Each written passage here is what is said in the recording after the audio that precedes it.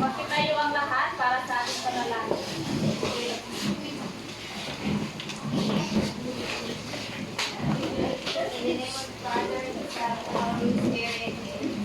Angel of God, my guardian dear, to whom God's love commits me here. Ever this day be at my side, to light and guard, to rule and guide. Amen. Magandang hapon mga bata. Magandang hapon po, Teacher Kiena. Bago kayo umupo, ayusin muna ang inyong upuan.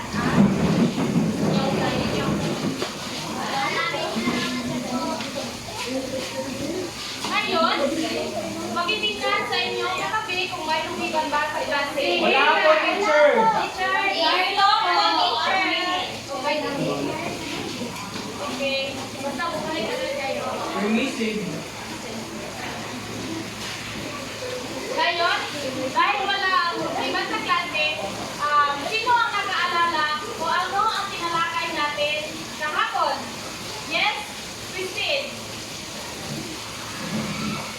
Ang tinalakay po natin kahapon, teacher, ay tungkol sa ang tinalakay po natin kahapon ay tungkol sa wastang paraan ng pag-aayos at paglinis sa sarili, teacher. Okay, magaling. Dapat palagi nating aalagaan ang ating sarili para Hindi magkasakit. opo, hindi magkasakit at maging malinis palagi ang ating Katawan. At mabango. Magaling. Yes, dapat mabango para hindi Para mabaho at para hindi mabaho, teacher. hindi maano yung katabi mo. Oo. Hindi mabulipon. Hindi mangingipon. Ngayon mga bata, may tanong ako sa inyo. Ano ba ang sinusuot kapag pumapasok sa paaralan? Yes, Uniform po, teacher. uniform. Bago tayo magsimula sa ating aralin, pakibasa muna ang mga alituntunin mga bata. Umupo ng maayos. Makinig sa guro. Huwag maingay. Itaas lamang ang kamay kapag gustong sumagot. Maasahan ko ba yan sa inyo mga bata? Oo. Okay. Ngayon, may tanong ako sa inyo. Ano ba ang sinusuot nyo kapag papasok kayo sa paaralan? Yes, Sheila. Uniform po, teacher. Uniform, tama. Ano pa? Yes. Shoes po, teacher. Udyos, tama. Ano naman ang inyong gagawin kapag para hindi madumihan ang inyong mga uniforme? Yes, Alea. Iniingatan po, teacher, na hindi umuupo kahit saan. Tama, magaling. Pag uwi ninyo sa bahay, ano ang ginagawa niyo sa inyong mga uniforme? Yes, Christine. Pagkatapos kong mabalin ang uniform ni teacher, ilalagay ko po sa hanger para hindi madumihan at hindi mapunot. Tama, magaling. Ngayon, may ipapakita ko sa inyo ng mga larawan. Alam niyo ba ang mga larawan na ito mga bata? Opo, teacher! Ano ang nakikita niyo sa unang larawan? Pangbahay! Pangtulog! Pangalalo! Pang-eskwela! Ngayon, bago natin sisimulan ang ating bagong tatalakayin, pakibasa muna ang mga layunin natin ngayon. Una, Nakikilala ang mga uri ng kasuotan. Naisa-isa ang mga paraan ng pagbabanatiling malinis ang kasuotan at napapangalagaan ang sariling kasuotan. ngayon, ang ating tatalakayin ay tungkol sa uri ng kasuotan. So, meron tayo dito mga, ano nga ba ang kasuotan? Mga bata, pakibasa nga. Ito ay nagbibigay proteksyon ng ating katawan. Ito ay sinusuot upang isang ang katawan sa init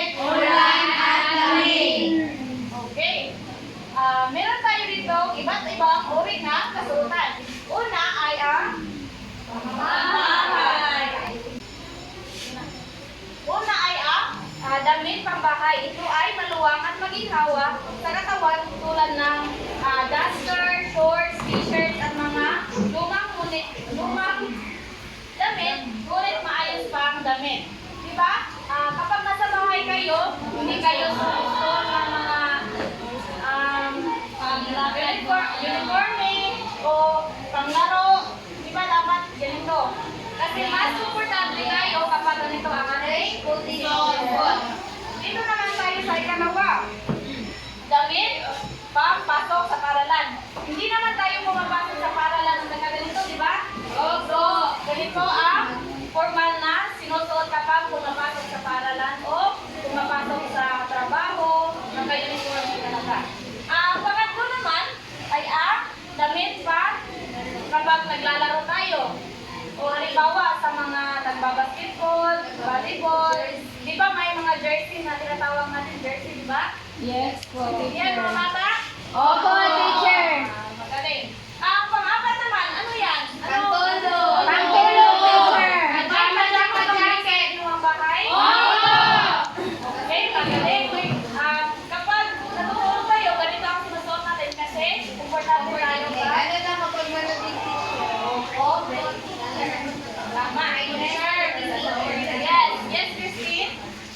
Pwede ka namang mag-suot, teacher, na formal na mga damit, teacher, kung papasok ka sa eskwelahan, lalo na kung basa yung uniform. Tama, basta hindi lang mga ganito, pambahay lang o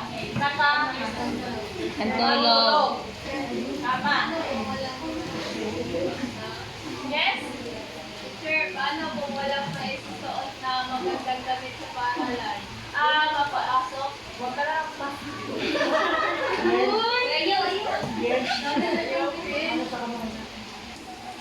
Ang panghuli naman ay ang damit pa okasyon. Ano ba ang para sa ano ba ito mga bata? Saan ba ito kadalasan sinusuot? Party! Itaas ang kanang kamay kapag sumagot. Yes! Teacher. Teacher! Huwag maingay. Before, may mga jowa na ba kayo? Masigilay lang po. Hoy! Kispong din po, teacher. Mga bata, huwag muna kayo pumasok ng mga ganyan. Teacher, sinusuot ang blouse at sandals sa church. Yes, tama. Ano pa? Ano pa? Saan ba ito sinusuot? Yes, Betty. Sinusuot po ang dress at heels, teacher, sa party. Tama. How about dito? Sa panalaki? Anong tawag dyan? Yes, Rebecca? Sinusuot po, teacher, sinusuot ito kapag mayroong kasal o Lamay. Oo, tama. Huwag na kayong maingay mga bata. Ngayon, dito naman tayo sa mga paraan upang mapangalagaan ang kasuotan. Una, ingatan ang pagdan ng uniform o anumang damit na may pleats. Huwag itong hayaang magsuot sa pagupo. Number 2, huwag umupo kung saan sa lugar nang hindi marumihan ang damit at pantalon para hindi pagalitan ng Kasi kadalasan sa mga bata na pagkatapos ng klase, maglalaro agad sa labas, diba? Tapos pag-uwi, pagalitan ng mama kasi ang dumi na, hindi niya masusuot pagkabukas. Pagkabukas, susuot pa yan. Hello! Kapag namansahan o narumihan ang damit, ano ang gagawin? Laban! Magsuot ng anong ayon sa gawain. Huwag gawing panlaro ang damit pamasok sa paaralan. Pagdating sa bahay, galing paaralan, hugarin kaagad ito at tamang pahanginan. Ganyan din ba ang ginagawa niyo mga bata? Hindi, teacher. Ano? Yes, yes, kasi kayo ka. Anong ginagawa mo? Dahil minsan po, teacher, pagkatapos po ng aming pasok, naglaro po agad ako, teacher. Kaya madudumihan Pag bakit sa pag-uwi mo sa bahay, hindi ka ba nagbibihis agad? Nagbibis teacher, pero yun nga, marumi na yung teacher. Dapat magbihis ka kasi napapawisan na yung ano mo, yung damit mo. Teacher, ginawa na ang pantulog. Yes! Ginawa na namin pantulog.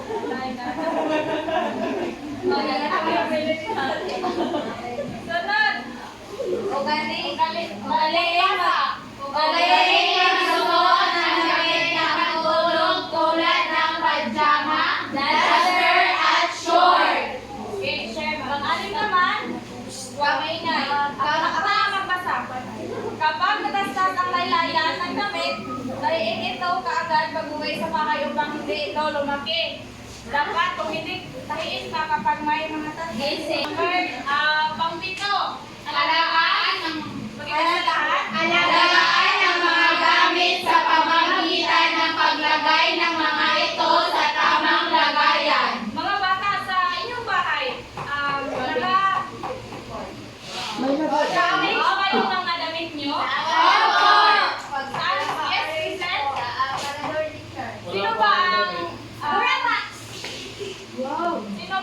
Sino ba ang nagtutupi ng mga damit mo, Lizelle? Si Mama at ako, teacher.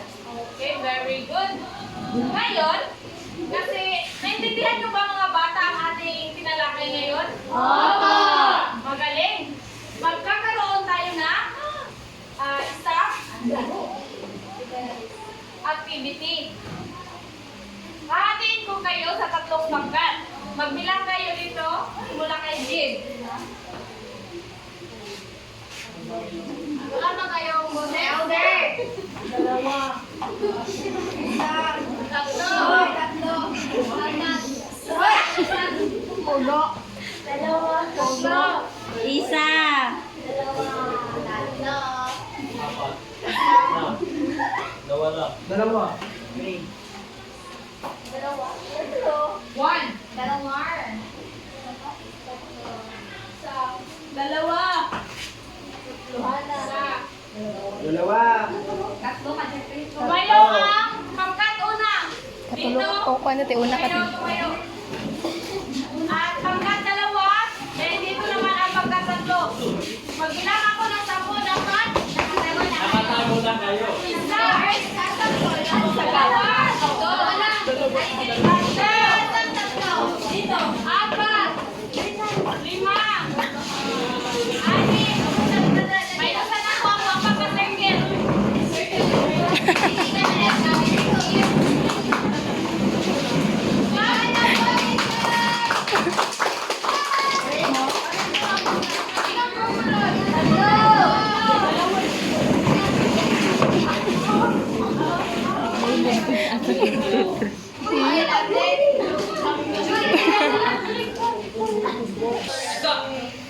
Handa na bang makinig ang lahat? Okay, makinig ng mabuti. Meron ako dito mga larawan. Kada globo, bigyan ko ng mga larawan. Wag muna. Okay, makinig ng mabuti. Nakikita niyo ba ang mga larawan, mga bata? Alam niyo ba ang gagawin niyo? Kaya makinig ng mabuti. Ang gagawin niyo ay, sasabihin ko kung damit pantulog ba, damit pangbahay. Kung ano ang sasabihin ko, itataas nyo ang larawan kung naaayon ba sa sinasabi ko. Naintindihan mga bata?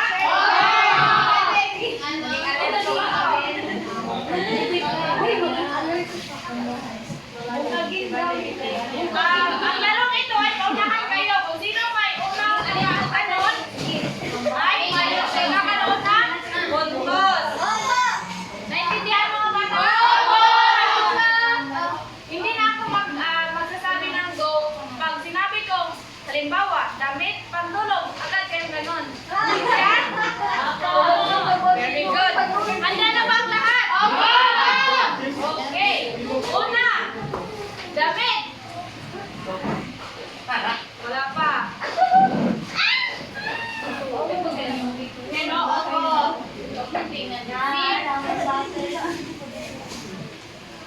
Damit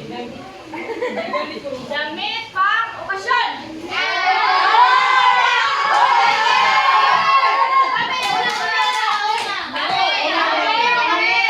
Teacher, Mike. Tawa ka ng tanaw. Hoy!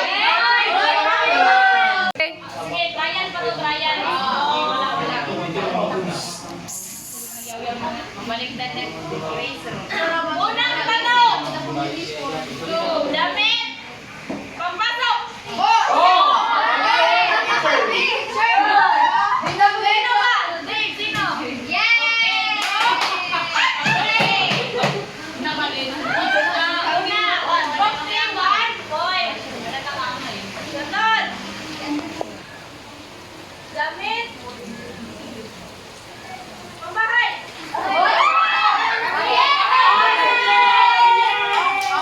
Hindi kasi kayo, dalawang gilso na taas nyo, kaya very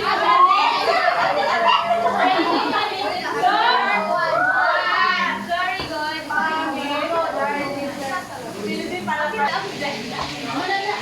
Paglaro. Ganun, pina. Pangatlo, damit pa. Tulog. Ako.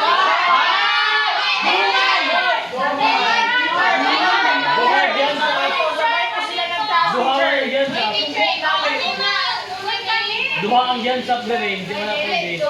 Dere ang wala.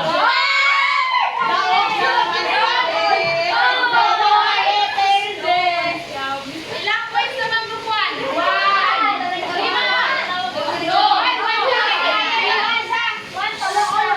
One batalan. Opo, may gusto ko yung maingay. So lahat ng lupuan may 1 point. Sunod. Competitive mo patingal, ano do,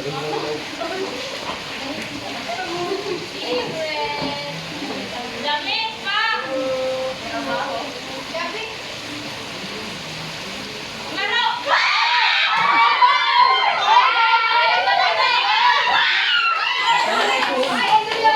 Hoy, huwag maingay, huwag kayong sumigaw mga bata kasi dito.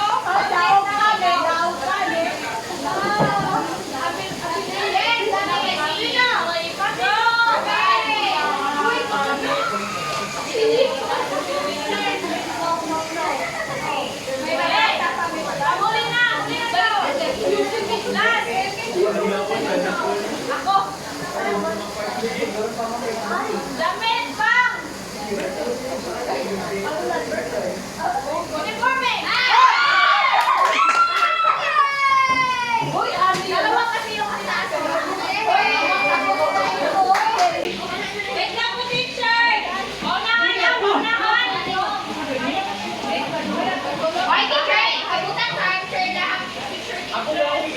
Damit pang! Pasyon! Nagdungan sila, nagdungan. Sino yung nakasabay? Sa tulo.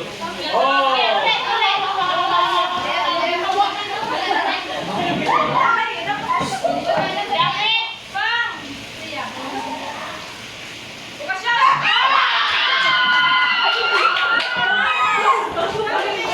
Nagdungan sila doon. Huwag may huwag kasi kayong sumigaw!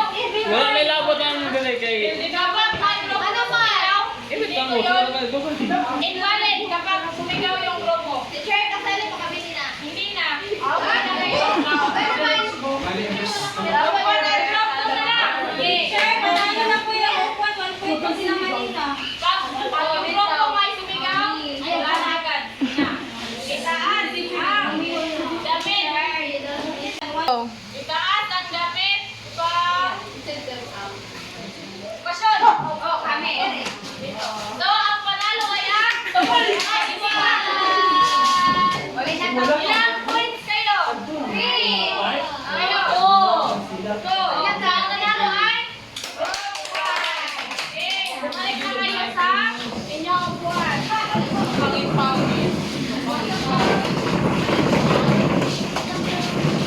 Ano nga ulit yung kasuotan mga bata? Yes, Christine? Damit na uniforme, pambahay, pantulog, panlaro, pang okasyon. Very good.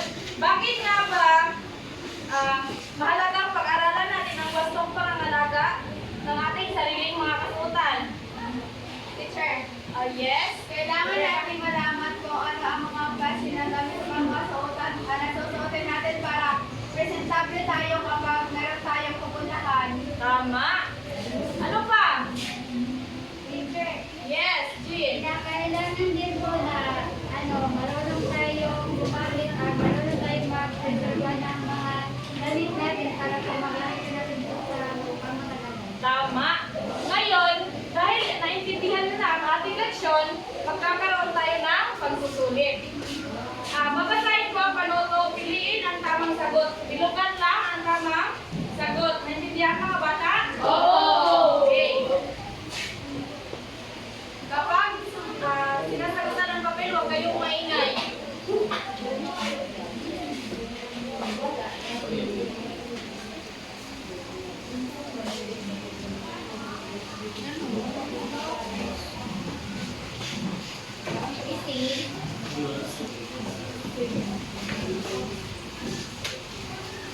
Bigyan ko kayo ng 3 minuto sa pagsagot ng inyong pagsusulit.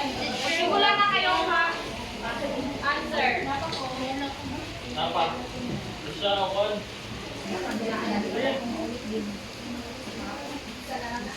Pag-usap sa katabi.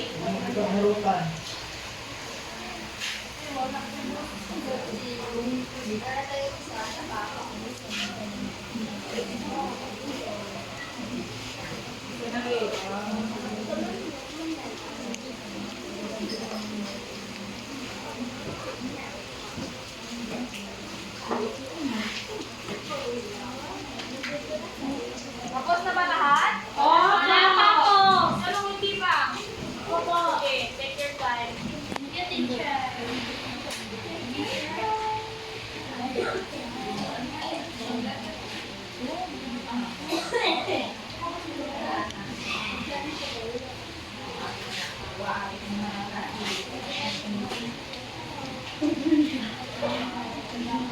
Tapos na ba lahat? Opo. Okay, pakipasa dito sa harapan ang iyong mga papel at the count of 5. 1, 2, 3, 4, Teacher, ayun. 5. Ano ba po, teacher?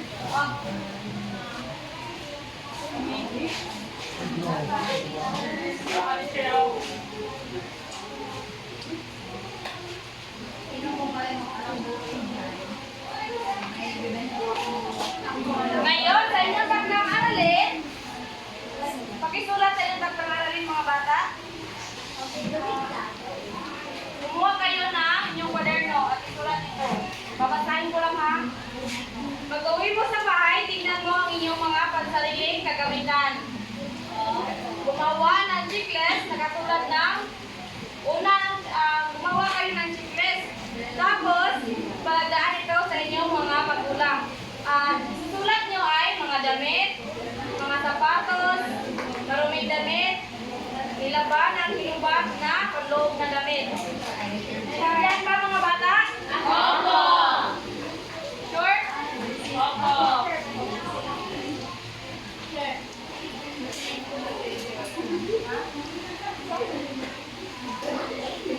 Anong tanong? May tanong ba mga bata? Wala!